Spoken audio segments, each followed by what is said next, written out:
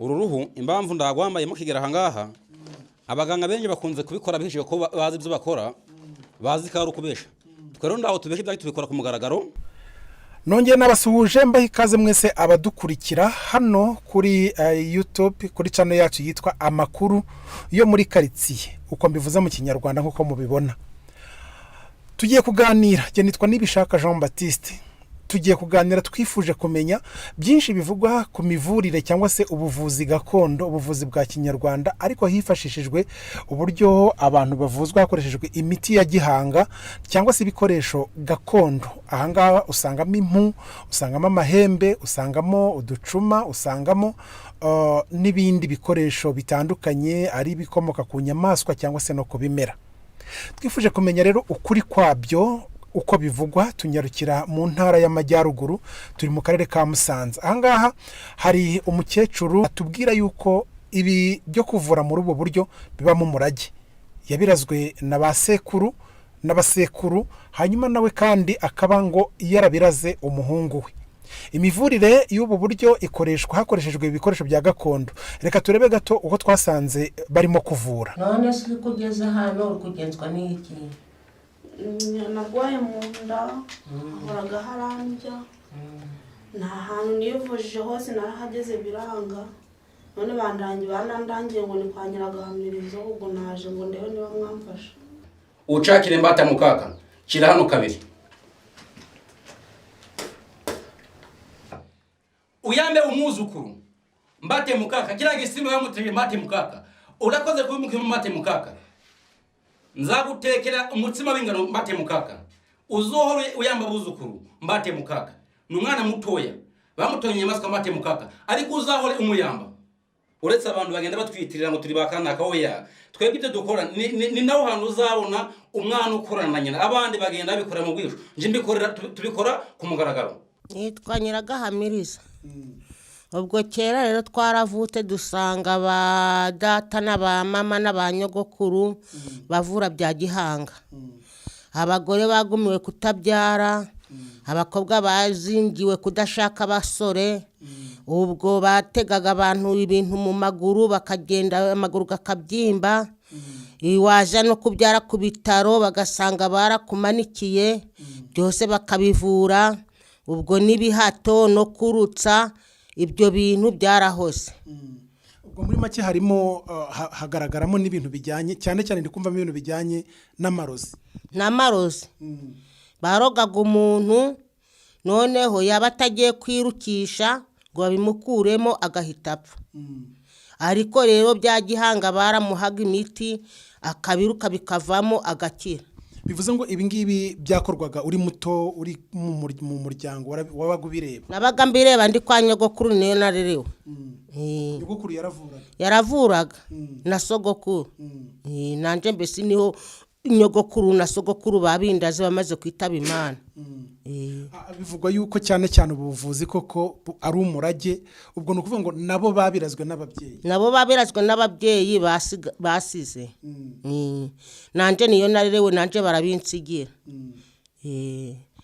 Warakomeje rero urabikora, urakomeza uvura abantu, urakomeza urabarutsa abo baroze ndetse n'ibyo bihato kugeza n'uyu munsi. Kugeza n'izi saha barangana uretse ko ngeze mu busaza mu bucecuru nyine, ubwo nanje nabiraze umwana wanje. Nanje niwe ngiye kubiraga nawe aje arakora nk'ubuvuzi bwa gakondo bwa sogokuru na nyogokuru.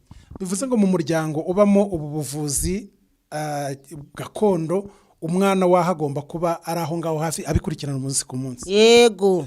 Ni ukubikurikirana umunsi ku munsi ku murwayi uje kwivuza. Nk'iyo abana ari benshi mu rugo se bose babaraga ubu buvuzi cyangwa harimo umwe uba waratoranijwe kugira ngo aragwe ubu buvuzi? Numwe natoyemo unyubahaga unkundaga niwe nanje naraje ubwo buvuzi. Ubwo niyo mpamvu nawe wanyu babukuraze? Nanje niyo mpamvu nubahaga nyogokuru na sogokuru, niyo mpamvu babundaza. Nanje mburaje umwana wanje nkundaga. Urakoze cyane. Hari rero bumwe abantu usanga bavuga bati ntibishoboka, ni amagambo, niki wabidusobanuriraho? njewe abantu navuraga bampaga impano yo kugira bati wa mukecuru waratuvuye twarakize none tugiye kuguhemba igikorwa dukoreye nkabona banzaniye ihene nkabona banzaniye mbesi igikorwa ciza mu rugo kandi bakaza kunshimira ko hari abantu batemera ko ayo marozi abaho no kuzinga abakobwa badashaka no kuzinga abantu kugira ngo babone n'abagabo babo bibaho bibaho rwose. Yego. Hanyuma hari abantu rero usanga kenshi nk'iyo baje babagana abenshi baza bafite ibihe bibazo baje kukubwira ko bagwaye bakakubwira ubugwayi bagwaye noneho nawe ukabakemurira ikibazo ukabavura. Ntaho byaba bigera bikabagora se ku buryo namwe hari byabananira? Oya ntago byatunanira twese dufite ubushobozi nk'abaganga ba Gihanga. Aha nari ngiye guhita nkubaza ngo ubushobozi mu bukomora hehe mukomoka kuki? Kuko naje mbona ibikoresho bitandukanye hano nabyo uragenda bitubwiraho bike yenda n'ibindi n'uriya muhungu arabuze kutwunganira kugira ngo umuntu yumve imbaraga aho zituruka. Tuba dufite imiti inyuranye y'ubugwayi bwose. Iyo uje ukavuga ubugwayi umuti gubaguhaye ubwo imiti iranyuranye nko kwa muganga nyine uko bisanzwe turagikemura rero ukagenda ukawunywa nanga nka gukorera gahunda neza ukagenda ukaza uri kuvuga ko wakize. Umuntu ahita yumva umuti akavuga ati si umuti, hari imiti usanga abantu bakura mu bimera, ndavuga mu byatsi, hari imiti bakura mu bikomoka ku matungo nk'impu, amahembe ndetse n'ibindi, ndetse no mu bindi bitandukanye bituruka mu butaka nk'amabuye, ibumba n'ibindi. Mwe imiti muyikomora kubiki? Ubwo twebwe abavuzi ba Gihanga ba kera basogokuru n'abasogokuruza badusigiye imiti naho tuyikura haba harimo n'amabanga. Yego.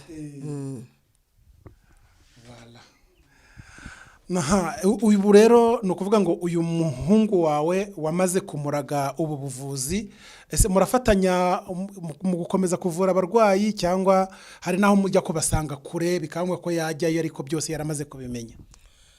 Iyo ari kure nananiwe ndamwoherezaga akagenda akabavura, akaza kumbwira ko yavuye kubavura, bakazaza kumbwira ko umwana wanje yabavuye bakize, bakaza kudushimira.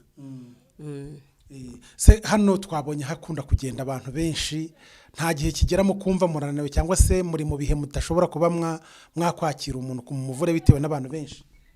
Oya, ntabwo tunanirwa kubavura kandi baba babaye turabavura, twananirwa tukaruhuka kanya gato tukongera tugakora akazi kacu. Ariko ngo haza n'abaturutse kure cyane. Yego, za Ndusu, za Gatonde, za Nyamutera, za Kigali, za Gisenyi, nta batatugana bose barazaga. Kandi barakira pe, ubwo abo tuvuye bakazana abantu. Turacyakomeza tuganira rero ubu buvuzi gakondo cyangwa se ubuvuzi bwa Kinyarwanda. Twumvise yuko habamo umurage. Uyu nawe ni umwana w'uyu mukecuru, reka atubwire muri make kwakira irage cyangwa se umurage kuri ubu buvuzi, uko yabukurikiranye, uko yabwakiriye, nuko agerageza gufasha abantu. Reka banza twibwire. Nitwa Wayo Juma. Mama yagerageje kumbwira ati mwana wanje, urabona turi mu isi ibibazo ariko hari ibanga njaka kuzakumenera. Ati se mama nirihe banga? Ati rero nanjye bangiye kuzakumenera nayimenewe nande na nyogokuru. Murabona murabyirebera ahangaha dukora umurimo w'ubuvuzi gakondo. Murabona ahangaha irihembe ni Munyakuzi, iringiri ushobora kuba uri hirya hanze y'igihugu rikaba ryagenda rikagufashiriza iyo ngiyo yuri uduhaye umwirondoro wawe tukarituma. N'ubu njaka naje unyamuru kureba guca mukabibona gose rikagenda nako kanya uko no kurisongoye ni nako ndawe tunda mu kirere.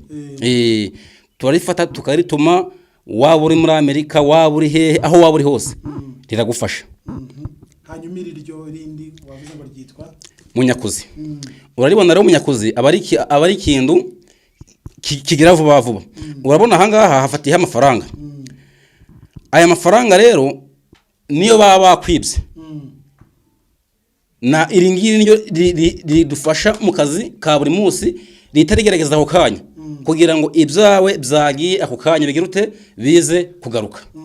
nuvuga ngo mu byo mukora n'aba bantu bibwa cyangwa se abantu bariganyijwe ibintu, nigeze ko mu musaza avuga ati baranyambuye, murashakisha, mufasha umuntu gushakisha cyane rwose naho kanya naho bwawe kubyirebera, iri hembe riragenda rigashaka cyane rwose. Dore ngubu urabona kino giceri wakijanye, urabona ko cavuyeho, ariko urabona ubu ngubu nta gute naho kanya mu gutangira guca, urabona ko cagize ute ko ca iseki irute kirifata. No kuvuga ngo aho ibintu bya byose bizaba babiri, nako kanya na maderegite bitabigira ute bihita bikemuka. Yego, uracyari muto, ubu buvuzi biragaragara ko ufatanya na mukecuru kubera umurage mukura mu muryango. Hanyuma twagira ngo turebe abaza babagana umunsi ku munsi, utunganiye nk'uko mukecuru bitubwiye, baza bafite ibihe bibazo? Hari abaza bafite ibibazo by'amarozi, abantu basizemo ibisazi, abandi babyimbye inda, abandi babyimbye amaguru, abandi bagwaye indwara zo kuva zidakira. Abo akenye nibo dukunze wirute guhura nabo. Abantu baruze inyatsi, ibintu by'imyaku kadepoza ahantu bikunde, ibintu nk'ibyo abantu nibo dukunze wirute guhura nabo. Mu byo mukecuru yatubwiye harimo ibintu by'amarozi y'amategano, kuzinga inda, umuntu agiye kubyara bigafata igihe kirekire, n'ibyo bintu by'imyaku ndetse na za karande zindi. Nagira nkubaze, mu miti mukoresha wagiye ukurikirana ba nyogokuru bakoreshaga ndetse na mukecuru wawe yagiye akoresha, kuba dukurikiye yaba iva nkahe? Kuko hari imiti tuziva mu bimera, mu biti, ku bikomoka ku matungo ndetse no mu butaka. Urabona rero hano tugira imbaraga zitandukanye. Iyo tugiye guhamura ndagutuma abantu baje kuduhamurira. Ubu urabona iri hembe rishobora gusimbuka rikaja muri Amerika. Ubu none ahangaha ari mangeneye umuti bita mubuwa, riragenda muri Kongo mu shamba, ribuce girute ribuzana ahangaha. Ari mangeneye Kamaramahano ishobora kuba byibuze iri muri Nyungwe. Iri hembe riragenda rigirute riwahire rigirute riwuzane. Ariko hari ibanga dufite twihariye, umurage twasigiwe tutagomba girute kugaragaza mu maso yanyu. Murakoze. Yego, urakoze cyane. Uvuze umurage ukomeye, noneho tubihuze yenda n'ibintu bijyanye na basugukuruza ahangaha, kuko aramuntu avuga bati hari izindi mbaraga zishobora kuba zituruka yenda kuri Nyabingi cyangwa se zituruka n'ahandi mu myemerere y'abantu ya kera uko babyemeraga, bihuriye? Abantu rero tubyumva kimwe, umuntu ngo yongeye kwivuza ngeye kwa shitani, nonse kuri umuntu ukora ni shitani, kwabonye amasobo shitani. Ahubwo twe nubu twari dufite twasigiwe, naho abo bavuga ngo bagiye kwa Nyabingi ni ibintu abantu bisizemo. Ariko ubu tuvugana n'umuntu avugana na shitani, twe ni imbaraga n'ubuvuzi bukuruturuka mu muryango wacu bwa gakondo, si ugushakisha. Hari naho hantu uzumva ngo kwa kanaka. Ubu dufite ikibazo cy'abaganga bagenda batwitirira, baryamana amafaranga ngo nahuye ngo nakanaka. Mu by'ukuri ndibaza umuntu namugiye ikire kijana gute? Wabonye ko bazana ikire kijana ahangaha, noneho kuma umuntu ngo byagenze guce, kandi uwo muntu yagize nuko duharabika no guharabika izina ryacu. Natwe mu by'ukuri uraza tukakwakira tukagusuzuma, y'ibyawe tubonye ari byo kwa muganga tukohereza hehe? Kwa muganga mu kizungu. Yari bya Kinyarwanda turakwakira tukakuvura ugakira ugataha.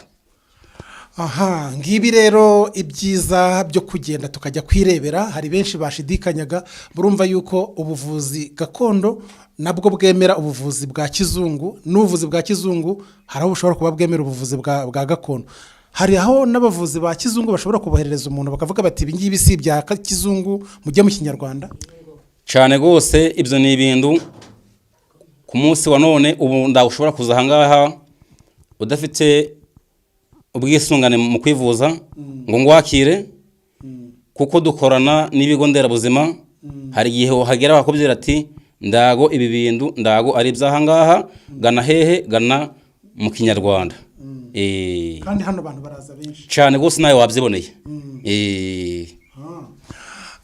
Reka rero noneho dusoze tureba bimwe mu bikoresho bigize ubu buvuzi buri muri uyu muryango, kuko aho ugiye hamwe usanga badafite ibikoresho bimwe. Ibyo ahangaha bafite byadutangaje, twabonyemo dusobanure bimwe na bimwe mu byo turimo tubona hano. Urabona iri hembe ubona bagita munyakuzi. Munyakuzi icyo bisobanura gufasha aho umuntu yaba ari hose byihutirwa ako kanya. Iri ngiri ubona bagita kaboroga. Kaboroga ni ukuvuga ngo aho waba uri hose utaka ubabaye uboroga. Urabona ukuntu ugiye gonza ahangaha guca ritari gufata rikakwiyegereza rikagushira muno hagati. Ndago wakoraho. Ndago wakoraho. Noneho yujemo hano hagati ritari rifata ibibazo byawe. Ubwo urikoza ku muntu ukurikije ikibazo afite. Reka da niyo twaba tari kumwe. Nje no kuvuga ngo umwirondoro yawe amazina yawe. Urabona uko rimeze guca. Riraza mu hano guca kugira ngo mbone ko ibyaye mzakiriye. Hano hari akantu nza kubona kameze nk'ifoto yawe ngahita ngusuzuma tutayi kumwe. Kugira ngo aho waba uri hose ku buryo kuza bikugoye iri ngiri niryo ritegerute rigufasha. Yego. Nabonye niducuma mbona dore rero iki gicuma ubona nawe bwa uri kuciyumvira kirimo inzuzi zera. Inzuzi zera mu yandi magambo no kuvuga ngo gifasha abantu bahuye n'amashitani amahumane kwa kunuvanga abantu bari kugenda ngahandu ngo umuntu wahuye n'imyuka mibi. Kino gicuma ngira guca wa muntu wahuye n'iyo myuka mibi igahita imuvamo ako kanya mu masegonda.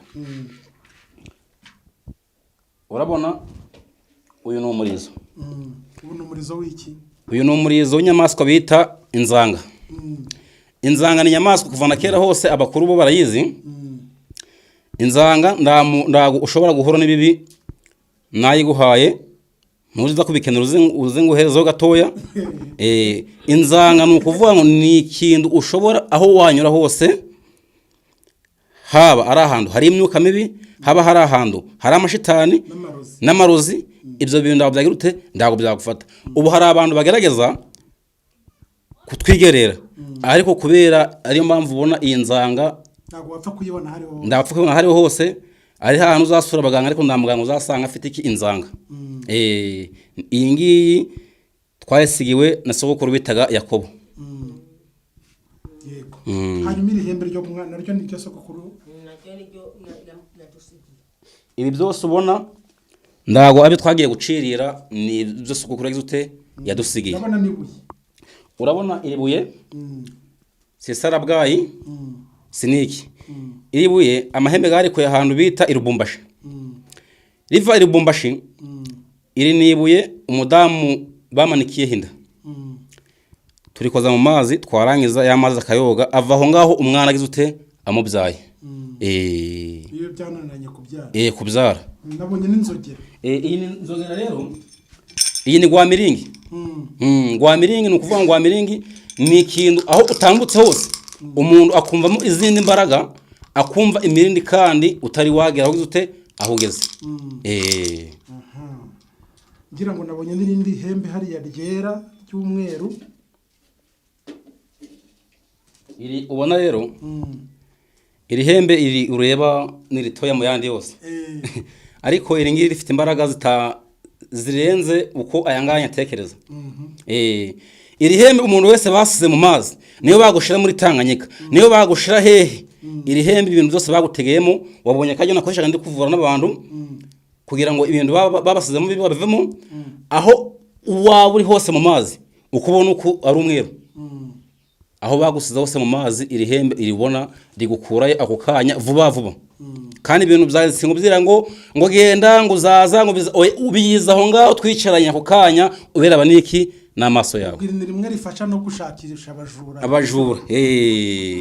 Ku muntu aramutse abashaka yabona kuye telefone kugira ngo ababaze akurikije ibyo twakomeje kuganira.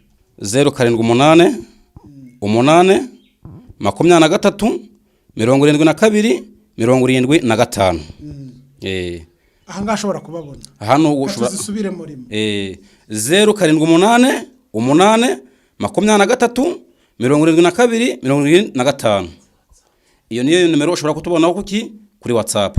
Umuntu ashaka kwivuza kugira ngo agere kuri ubu buvuzi yabaza yavuga ko ashaka nde? Yavuga ko ashaka nyiragahamiriza. 0788 23 72 75.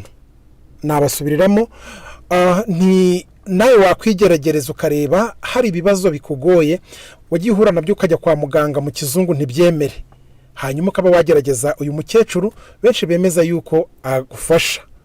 Telefone rero abonekaho ni 0788237275. nawe wabugerageza hanyuma ukazatubwira icyo byagufashije.